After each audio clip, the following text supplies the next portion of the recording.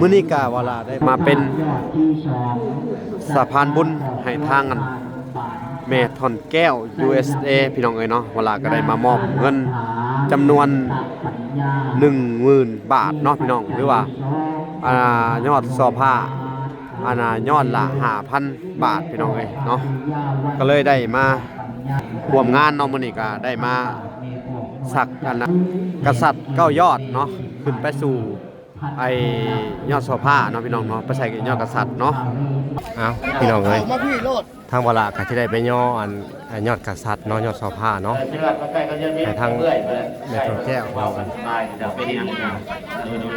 เวลาทำที่ดูว่าได้พูดถึงแต่ย่อแล้วก็ย่อแล้ววันจิตวัดท้าว่าว่าจ้าโดยตั้งมุกตั้งใจเนาะจะได้พาสบายวัตถุก็ถือว่าเขียน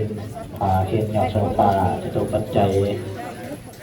จะเป็นสิ่งการเข้าไปนั่งบนประจำปีแล้วอย่าโดนเอาต่อไปมันจะได้อันนี้ก็เป็นยอดซอผ้าของทางแม่ทอนแก้วพี่น้องเนาะก็ได้ขึ้นไปแล้ว2 ยอดเนาะแม่ทอนแก้วทางวลาก็ได้ไปปอนพุ่งปลอดภัยให้เพิ่นแล้วเนาะทั้ง2 ยอดพี่น้องเอ้ยยอดที่1ยอดที่2ยอดที่3เนาะแต่ว่าของทางแม่ทอนแก้วมี2 ยอดเนาะ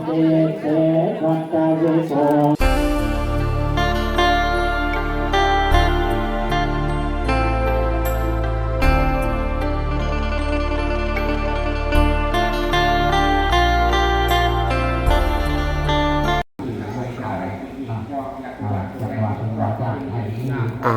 โอเคพี่น้องเอ้ยเนาะกับสบายดีพ่อแม่พี่น้องเนาะเบิดสู่คู่สู่คนพี่น้องเอ้ยเนาะก็ยินดีเข้าสู่ช่อง YouTube บ่าวละสายบุญคุณธรรมคือเก่าพี่น้องเอ้ยเส้นเก่าเส้นเคยทักทายสบายดี FC ทางฝั่งไทยและ FC ทางฝั่งลาวและ FC ทางต่างประเทศนำเด้อพี่น้องเอ้ยที่เราชมบ่าวละอยู่เนาะมื้อนี้ก็บ่าวละได้มาเป็นสะพานบุญให้ทางกันแม่ทอนแก้ว USA พี่น้องเอ้ยเนาะเวลาก็ได้มามอบเงินจำนวน 10,000 บาทเนาะพี่น้องหรือว่ายอดซอผ้ายอดละ 5,000 บาทพี่น้องเอ้ยเนาะก็เลยได้มาร่วมงานเนาะมื้อนี้ก็มาเฮ็ดให้ทางแม่ทอนแก้วขอให้เพิ่นเนาะจงอยู่ดีมีแฮงเนาะความเจ็บอย่าได้ความไข้อย่ามีเด้อแม่เอ้ยขอให้เจ้าสุขภาพแข็งแรงเนาะให้อยู่เย็นเป็นสุขเนาะให้สุขกายสบายใจเนาะให้มีแต่ความสุขความเจริญเด้อให้คุณพระคุณเจ้าสิ่งศักดิ์สิทธิ์ทั้งหลายทั้งปวงปกปักรักษาโตเจ้าด้วยแม่เด้อให้บุญรักษาเทวดาคุ้มครองพี่น้องเอ้ยเนาะทางเวลาก็จะได้มาถ่ายทำและก็จะได้มาป้อนถุงป้อนไทยยอดซอผ้าเนาะกะสิป้อนให้ทางเมกทอนแก้วเพิ่นเนาะพี่น้องเอ้ยเอาโอเคสิได้ไปติดตามแหละรับชมนำกันจะหน่อยพี่น้องตอนนี้เพิ่นก็สิเริ่มเฮ็ดพิธีการสักยอดซอผ้าหรือว่าสักยอดกษัตริย์ขึ้นไปประดับมันอยู่ใส่อยู่ยอดซอผ้าพี่น้องเอ้ยโอเคพี่น้องทอนแก่พาทีลามีปัจจัย10,000 บาทสาธุอุทิศถึงพอตู้จานแข็งพาทีลาและอุทิศถึงแม่ตู้ทองพาทีลาเนาะสาธุเจ้าภาพยอดชาวภาพยอดที่5ขอบครัวท่านอาวุธสุวรรณนาพิธีในงานกะสิมีออกต้นญาติโยมเนาะพี่น้องหรือว่าแขกคนทั้งหลายที่มาร่วมงานเนาะในมื้อนี้ก็สิเป็นหลายคู่หลายคนหลายหมู่หลายบ่อนพี่น้องหลายหมู่บ้านเนาะพี่น้องเอ้ยนี่จวงมาดีแม่ออกเสียงคำเพียงคิด500 บาททานนั่งสุนักจันคำวงทองยอดกษัตริย์แขนแท้ตรงนี้กันไปเจ้าภาพยอดทองผ้าที่พบศรัทธาขอบครัวแม่จันทองใส่สามีข ครอบครัว ตัดภาพมาอยู่ทางโซนโรงทานพี่น้องเลยเนาะอันนี้ก็เป็นทางนั้นโรงทานพี่น้องเลยเนาะ วันนี้เขายืมมือยืมวันขอปัญญาอินปัญญาพนลงมาเกิดสิ่งที่มันประเสริฐนี่จะกินแต่ท่านเป็นว่าผู้ทำราชการที่ทหารได้พอผ่านอย่าได้พาการขานเดินไปเดินมานี่ตั้งหน้าตั้งตาเข้ามาบริจาค คือ เพื่อจะเป็นกอง ศรัท ทัพ ธาที่เพิ่นก็ได้มาแจกอาหารการกินพี่น้องเลยเนาะ ป้าทุ่งเอาของหวานมาให้แกเสาแกน้อง อันนี้ก็เป็นโรงทานเนาะสบายดีเด้อ สบายดี อันนี้โรงทานมาแต่บ้านไหนเนาะ มากำลังแกงกอกน้องแกงกอกนะผสมผสานกันไป โอ้โดยศรัทธารวมเนาะโดยเนาะเพิ่นก็ได้มาเฮ็ดโรงทานพี่น้องเลยเนาะจากแกงกอกดงพี่น้องเลยนี่เนาะบรรยากาศในงานพี่น้องเลยก็สิประมาณนี้แหละเนาะทั้งเวลาก็สิได้ไปไอ้ปอนทุ่งปอนไทยให้ทางอันเมทอนแก้วเนาะนำเงินใส่ถุงไทยๆแล้วก็สักขึ้นยอดซอผ้าพี่น้องเลยเนาะ ที่ว่าเขามากินมาทานกลายเป็นผ้าระวางปัจจัยอัน ชาวบ้านมันก็สิมาเอา พุ่นคำเนาะ อันน่ะ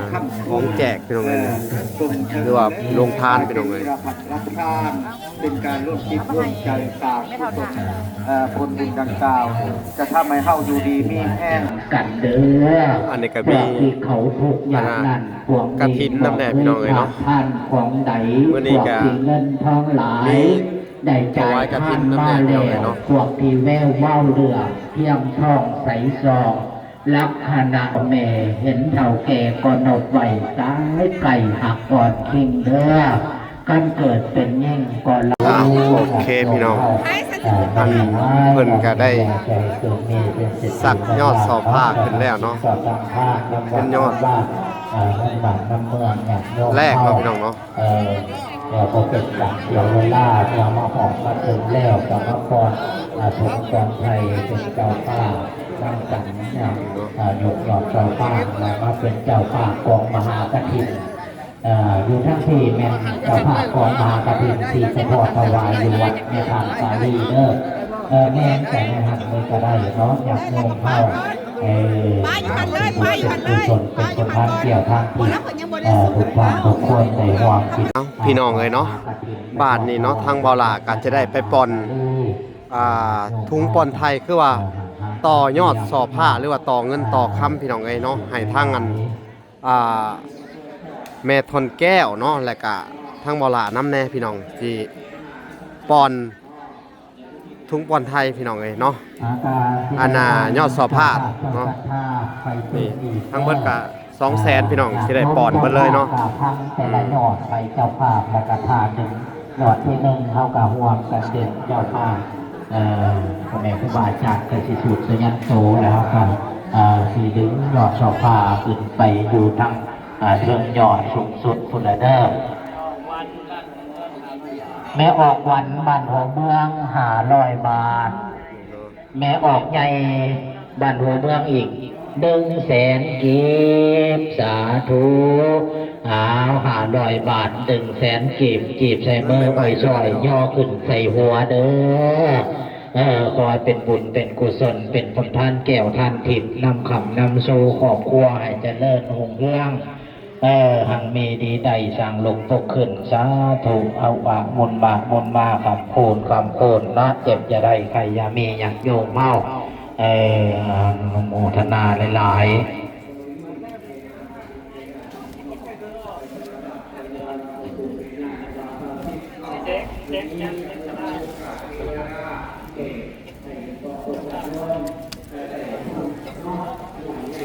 เงินใหม่ๆทั้งนั้นเลยพี่น้อง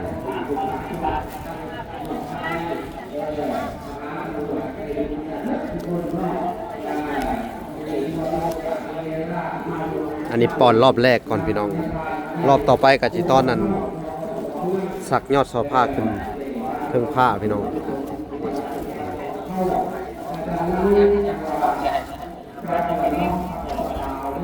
โอเคพี่น้องเอ้ยแล้วเขาก็ทีเตรียมมันใส่ถุงตอนเพิ่นสักขึ้นเครื่องผ้าอีกรอบหนึงเนาะพี่น้องเนาะโอเค อ้าวพี่น้องเอ้ยเนาะก็คือทางเวลาก็สิได้ไปป้อนถุงบอลไทยตอนสิขึ้นอีกรอบหนึงพี่น้องเอ้ยเนาะ ไม่ยังใส่ช่างของต้นโยมเตรียมพ่อเนาะในการ อันนี้ก็คือเห็ดรวมเนาะพี่น้องเอ้ยก็มีทั้งของแม่ทนแก้วแล้วก็ของมอลาเนาะคนละแสนพี่น้องเอ้ย ต่อน้ำเพิ่นเนาะอยู่ดีไปแห้งการปรุงเครื่องอะไรอย่างอันนี้ก็ยอดแรกพี่น้องเอ้ยเพิ่นก็เกียรติสิเข้าพิธีแหละเนาะพี่น้องเนาะ เขารวยแหละ อาจารย์แดงทาธิราชและแม่ตู้ของทาธิราชเจ้าภาพยอดผ้าที่หาครอบครัวทานทิพย์ตาพรโกดลุงศรีนางมาลีเพ็ญใจยาวงศ์ท่านโสทัพดานางหลวง คนก็มาร่วมงานหลายๆพี่น้องเอ้ยเนาะ ท่านเสงสุริพงษ์จักรนางจู พิธีก็เริ่มขึ้นแล้วเนาะพี่น้องเนาะทางพระอาจารย์เรือญาทานเนาะเจ้าอาวาสแล้วก็พระอาจารย์ทั้งหลายเพิ่นก็ได้ทำพิธีแล้วเนาะพี่น้องเพื่อสวดยอดกษัตริย์หรือว่ายอดซอผ้าพี่น้องเอ้ยเนาะเพื่อจะได้สักขึ้นไปปักอยู่เทิงกันยอดซอผ้าอีกที่หนึ่งพี่น้องเอ้ยเนาะ สรนังกัจฉามิ ทางสารนังคัจฉามิ ธัมมังสรณังกัจฉามิพุทธังสรณังกัจฉามิ ติยมปีพุทธังสารนังคัจฉามิ ทุติยมปีธัมมังสรณังกัจฉามิ ตุติยมปีธัมมังสารนังคัจฉามิ ทุติยมปีสังฆังสรณังกัจฉามิ ตุติยมปีทังฆังสารนังคัจฉามิ ตติยมปีพุทธังสรณังกัจฉามิ อาติยมปีพุทธังสารนังคัจฉามิ ตติยมปีธัมมังสรณังกัจฉามิ อาติยมปีธัมมังสารนังคัจฉามิ ตติยมปีสังฆังสรณังกัจฉามิ อาติยมปีทังฆังสารนังคัจฉามิ ติสรณะขมานังปาริปุนัง สาธุสันเจ ปานาติปาตาเวรมณิจิกาปะทังสมาธิยามิ ปานาติปตาเวรมณีสิกขาปะทังสมาธิยา อา มิ กินดาธนาเวรมณิจิกาปะทังสมาธิยามิ อาทินนาธรรมาเวรมณีสิกขาปะทังสมาธิยา อา มิ เมสนิจาจาราเวรมณิจิกาปะทังสมาธิยามิ อามิสุมิสาจลาเวรมณีสิกขาปะทังสมาธิยา โม มิ สาวาทาเวรมณิจิกาปะทังสมาธิยามิ มุสาวาทาเวรมณีสิกขาปะทังสมาธิยามิ ราเมรยมัสสปมาทธานาเวรมณิจิกาปะทังสมาธิยามิ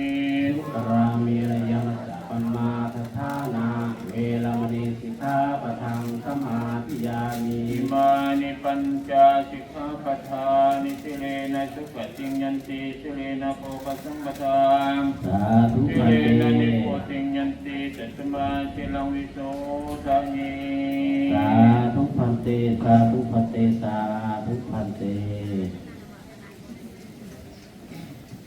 ถวายต้นจะสอบผ้าได้สายอันเน่งไผ่ไผ่เน่งไผ่ประจำมาโลดแต่อย่างเงี้ยแม่อย่างเงี้ย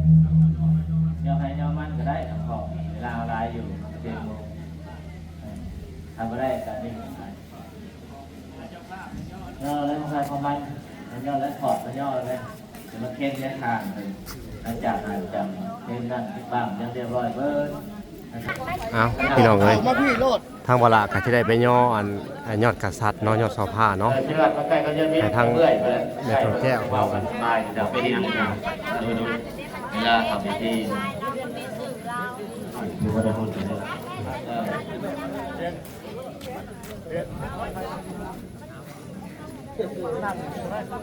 ี่ยนั่งมาแล้วเนี่ย ล่างก็ไม่ล่างใช่ไหม คือใช้ข้อข่อย แถวได้คำว่าแถวไม่ยากมันนี่ก็ได้ไม่ยากในบ้านนี่มาเรียนเรียนมาได้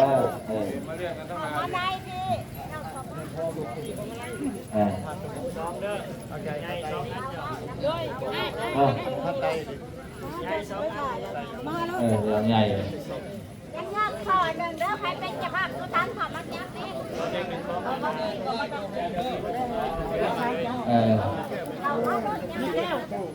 เดี๋ยวให้หนึ่งมาไอ้ก็เดินวันนี้พระเจ้าภาคก็ให้ไปแล้วแต่การนำไปแล้วเนี่ยต้องไปบาทจ้ะในอยู่ดีๆเอง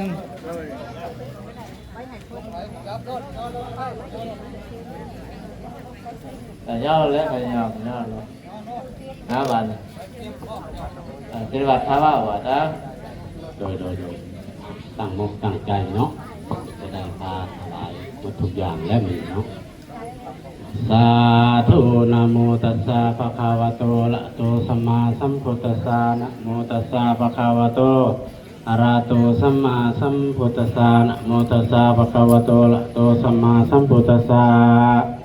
อิมานิมะยังพันเตกัณณิกากัปปาลุขาปัจจญาธนานิชาปริวลานิภิกขุสังคัสสะโอโนสยามาสาธุโนพันเตภิกขุสังโฆอิมานิปัตตานิกัณณิกากัปปาลุขาปัจจญาธนานิชาปริวลานิปฏิคันนันตุอัมหากังสีฆาลตังอิตาญาสุขาญาข้าแต่พระภิกขุสงฆ์ผู้เจริญเจ้าภาพยอดสอภาและเจ้าภาพท่านนำการเมืองและชาวบ้านนุชสมบัติบ้านไกลและบ้านไกลขอน้อมถวายให้แก่พระภิกขุสงฆ์ขอพระภิกขุสงฆ์จงอาบแล้วให้เป็นประโยชน์และความสุขแก่พงหมู่ขน้อยทั้งหลายสิ้นกาลนานเถิดสาธุสาธุสาธุอนุโมทามิเอาเข้าเคนเลยเข้าเคนเลย เดี๋ยวเขียนในถาดทำไหมให้ทานท้องร้านเด้อติดของสาธุจะไปจับได้ของเก่าแล้วของเค้กเลยทำไหมแต่เค้กทานก็ได้มาทานอย่างนั้นไม่ยากใช่ไหมชาเข้าไปแล้วนะไม่ยากกลับมาเดินมาไม่ยากเห็นไหมสาธุไปฉากว่าไปแล้วจังหวัดไปได้มากระติบตั้งให้เพิ่นนะวางบอลเก่าไปได้บนเก่าหมดเลยใช้กรอบจังหวัดใช่ไหมวางบอลเก่ายอดทับทิมเอาเข่าเลยเข่าบอลเก่ามีนัดบ้างมีนักเบื่อก็ต่อด้วยก็ถือว่าเคนเคนยอดโซฟาจะถูกปัจจัยจะเป็นสิ่งการพักไปนั่งบอลประจำปีแล้วอย่าโดนเอาต่อไปมันจะได้ในการวาจาเก่าสมัยขอบใจหลายจะโดนมาว่าจะโดนมาว่าสาธุเกณฑ์ลำดับต่อไปขอกราบอาราธนานิมนต์พระเดชพระคุณญาติแก้วอุดร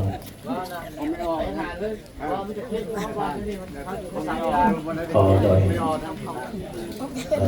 ฟังกันหน่อยมีแต่ไหนเทศมากวัตถุปัจจัย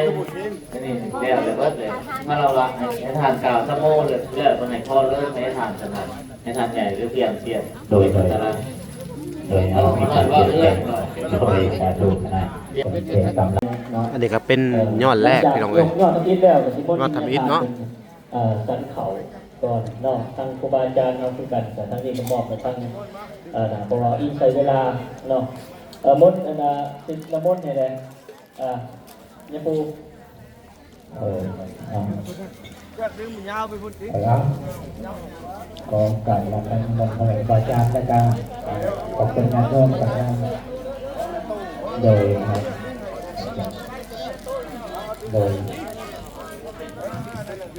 น้องสังดาทางไปในมี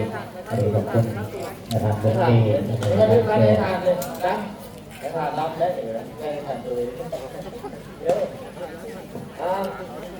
จะเป็นยอดแรกนะ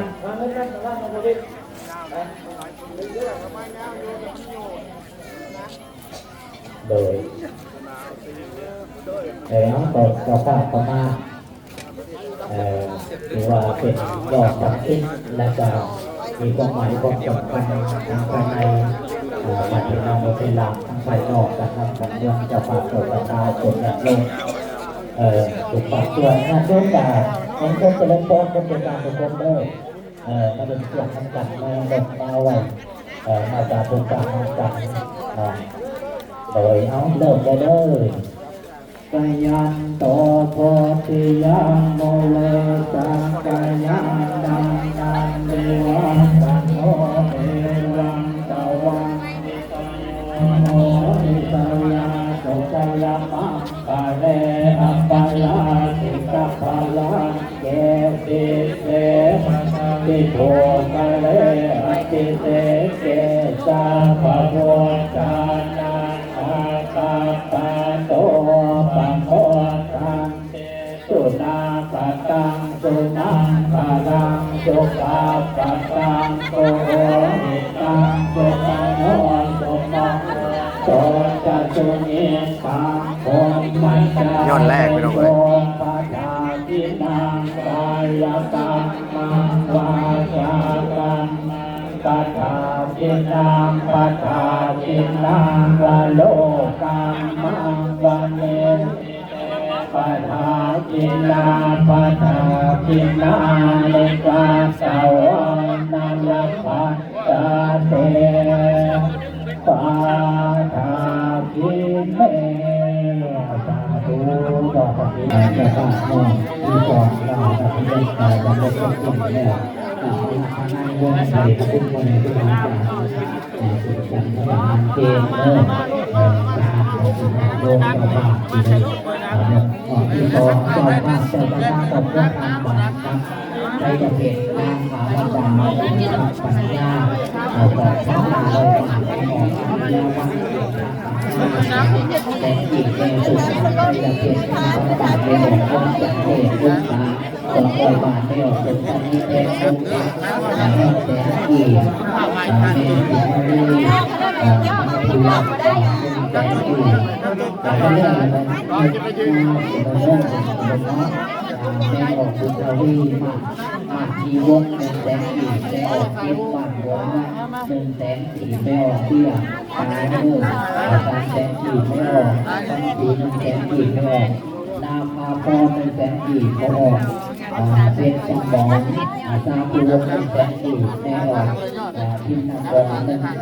ลอยบาทไม่ออกจากอวิยุคขุนนลาหนึ่งแสงสี่ออกพิจังบองที่เตดอนสามแสงสี่เป็นดอกคูณหลักเป็นแสนสี่รวมปัจจัย7,000 บาทจากคูณหลอกที่สองนะสำหรับยอดที่หนึ่งกับเป็นไปแล้วก็ อันนี้ก็เป็นยอดสอบผ้าของทางอันแม่ทอนแก้วพี่น้องเนาะก็ได้ขึ้นไปแล้ว2ยอดเนาะแม่ทอนแก้วทางวลาก็ได้ไปป้อนพุงป้อนไทยให้เพิ่นแล้วเนาะทั้ง2ยอดพี่น้องเอ้ยยอดที่1ยอดที่2ยอดที่3เนาะแต่ว่าของอันทางแม่ทอนแก้วมี2ยอดเนาะ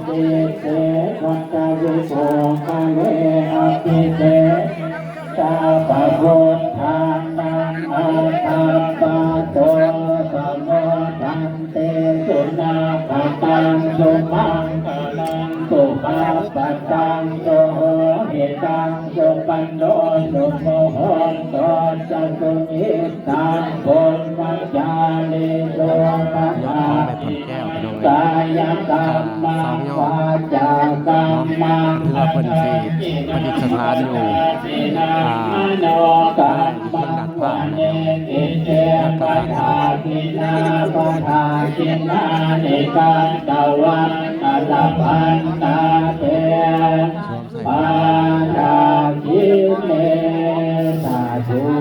็สร้างที่สองที่สามที่สี่ขึ้นไปแล้วเจ้าภาพเจ้าศรัทธาโมทนาสังถูกต้องสำหรับยอดต่อไปก็มาขึ้นเลยละที่3 ยอดเนาะเจ้าภาพเจ้าศรัทธาก็ที่อ่านไปเลยเนาะแม่ออกก้อนแก้วพาธิราชมีปัจจัย10,000 บาทอุทิศเชิญขอตู่พาธิราชและอุทิศเชิญขอตู่พองพาธิราชเจ้าภาพยอดผ้าที่แล้วก็ตัวทางทิศตะกรทิศตะกร เนาะทางโฆษกเพิ่นก็อ่านรายการเนาะรายการของทางแม่ทอนแก้วเนาะทางเวลาก็สิได้ไปป้อนทุ่งไทย โดยตั้งแต่ดวงกุดาจุลามณี2,000 บาททานแสงจุลีเอาสิไปป้อนทุ่งป้อนไทยป้อนทุ่งป้อนไทยเพื่อสุดท้ายเนาะพี่น้อง ดวงมณีในออกเสียงคำเพียงทิศ500 บาททานน้ำสูงละจันคำวงทอง500 บาทสาธุเจ้าภาพยอดโซฟายอดที่6เราจะอ่านไปเลยจากน้องๆแล้วก็จากประธานในวันนี้เดี๋ยวคุณแก่พาพ่อแก่ครูบาอาจารย์คุณสมณีคิดถึงมาเกศด้วยภาษาอังกฤษเจ้าป่ายกเลยเด้อสาธุ ใส่ให้เบิ้ลเลย แห่งวาจัดก็ขึ้นไปอยากโยมเอาไปยกเลยเจ้าป่าป้อนเนาะว้าวแต่ยันโตปิยามโมเลสายา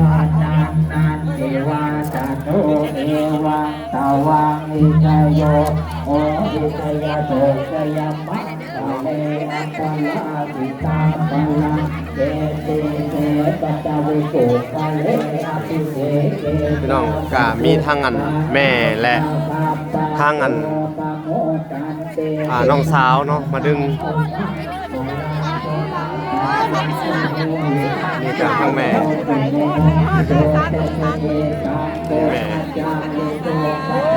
ดึงแล้วบ่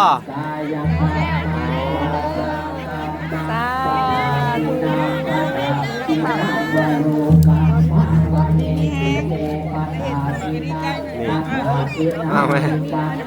สบายดีได้ดึงแล้วบ่สบายดีดึงแล้ว ดึงแล้วเนาะแล้วเด้อแล้วเลยเด้อเจ้าได้ดึงหลายเด้อแม่ฮอดให้ถึงแม่ของแม่เด้อรวยร่ำรวยสุขภาพดีมีแฮงเจ้าอยู่ดีมีแฮงคือว่าเด้อลูกเด้อโดยเอาอันนี้การอันทางเวลากันได้มาร่วมพิธีเนาะทางครอบครัวมีทางอันแม่และน้องก็ได้มาถวายอันยศผ้าอันให้ทางอันแม่ทอนแก้วเพื่ออุทิศถึงเนาะพอตู้จันแองพระธิราชและก็แม่ตู้พ้องพระธิราชพี่น้องเอ้ยเนาะก็ต้องอุทิศถึงให้ทั้งสองอันอาณาพอตู้กับแม่ตู้ขอให้ได้ขึ้นสวรรค์สันผ้าเนาะให้ไปผุดไปเกิดอยู่วันนี้สมสุขเด้อขอให้ส่งผลบุญเนาะให้ทางอันแม่ทอนแก้วเนาะผู้เป็นลูกสาวของเจ้าเด้อตอนนี้เพิ่นกำลังทุกข์ยากให้หายทุกข์หายยากหายเจ็บหายไข้หายพยาธิโรคาเด้อเจ็บในทนออกเจ็บนอกทนหนีสาธุเนาะเอาพี่น้องเวลาก็จะสิได้ไปถ่ายกู้เนาะไปออกทางอเมริกาจะเป็นเจ้าภาพยอด2 ยอดคนเดียวเลยเป็นว่าเอาไทยเป็นอะไรก็ได้เป็นช็อตเป็นกระติงประสานเขาเอามาไม่ออกวันมากเจ้าภาพของเมือง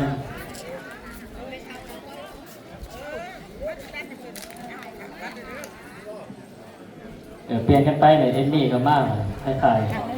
ถ่ายเอามาไม่ออกจันทราแนวมาแท็กกันนำเฮาทั้งนั้นก็ได้อยู่น้ำแขกก็ได้ให้ได้ภาพนะให้ได้ภาพผมก็ยักษ์ชีวิตแห่ก็กระทินได้ดีเนาะหลังจากนี้ครับประธานอาหารแล้วก็จะเดินพรเนาะทางแขกผู้ใดที่ว่ามีเวลาหรือไปก็กระทิน ขอถวายวัดยะทานสรีเนาะวัดป่าปันพ่อที่ว่าท่านแล้วแล้วก็นาก็สิได้เคลื่อน นี่ก็เป็นบรรยากาศเนาะ จะถ่ายเป็นกลุ่มก็ได้ถ่ายเป็นกลุ่มก็ได้ที่ระลึก โอเคพี่น้องเนาะก็ถือว่ายอดกษัตริย์ก็ได้ขึ้นสู่บนดาดผ้าแล้วพี่น้องเนี่ยยังลายกันอยู่เนาะก็ถือว่าสุดยอดเลยพี่น้องเนาะอันนี้ก็เป็นอันของแม่ทอนแก้วพี่น้องเอ้ยเนาะจาก USA เพื่ออุทิศถึงดวงวิญญาณเนาะของพ่อของแม่เพิ่นเนาะพ่อตู้จันพาธิราชแล้วก็แม่ตู้พ้องพาธิราชเนาะขอให้พ่อตู้แม่ตู้ทั้งสองท่านได้รับบุญกุศลที่ลูกสาวเจ้าได้เฮ็ดให้เด้อสาธุเนาะสาธุสาธุเนาะโอเคพี่น้องเอ้ยทางเวลาก็สิได้ขอตัวลำลาไปก่อนเนาะก็สิได้เดินทางทางเวลาก็สิได้เดินทางไปหาน้องลินดาและก็น้องกัญญาต่อพี่น้องเอ้ยเนาะเพื่อไปช่วยเหลือครอบครัวเด็กน้อย2คนนี้ลูกกำพร้าเนาะพี่น้องบ่มีพ่อบ่มีแม่เนาะทางเวลาก็สิได้ไปติดตามการเป็นอยู่ของน้องๆเพิ่นแล้วก็สิได้จบคลิปก่อนเนาะแต่เพียงเท่านี้เนาะฝากไปติดตามคลิปตอนต่อไปต่อพี่น้องเอ้ยคลิปนี้ขอกล่าวคำว่าสบายดีและสวัสดีเด้อพี่น้องพอกันใหม่สบายดีบ๊ายบาย